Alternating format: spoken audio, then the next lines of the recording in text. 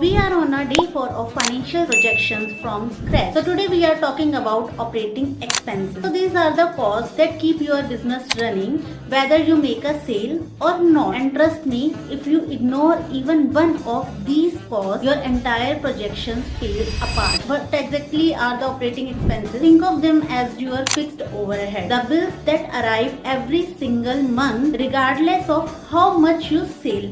Unlike direct costs that move with revenue, operating expenses stay relatively stable. They don't care if you had a great month or a slow one. They are coming either way. Let me break it down.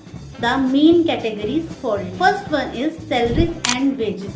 These are not the staff delivering your product or service. That's the direct cost. This is your admin team, your manager, your support staff, people who run the business, not the product. Second, rent and utilities, office space, electricity, internet, water. If your business needs a physical location, this adds up fast. And even remote businesses have software and tool cost here. Third one is marketing and advertising. So your Google ads, social media, budget, content creation, PR, brand building. This is your marketing cost. This is how you attract customers. So don't underestimate. The fourth one is software and subscription, CRM tool, accounting software, project management, communication platform. These feel small individually, but add them all up. It's a significant fifth professional fees. In the professional fees, there is accountant, lawyer, business consultant. Every growing business needs these at some point. So budget for them from day one. Sixth one is insurance and compliance, like business insurance, regulatory filings, licenses, especially important if you are operating in the UK or any other regulated market. Seventh one is depreciation. We covered this is in detail on day 6, but it sits here in operating expenses too.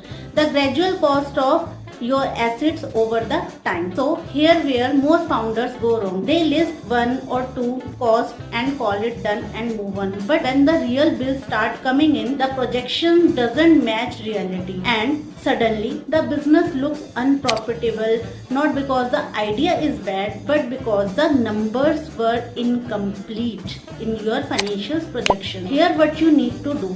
Sit down, list every single operating expense, which is monthly, annually, research the actual market rate.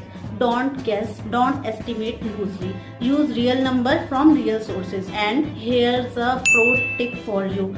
Always add a contingency buffer of 10 to 20% on top of your total operating expenses, because there will always be a cost you didn't think of always. So operating expenses are not the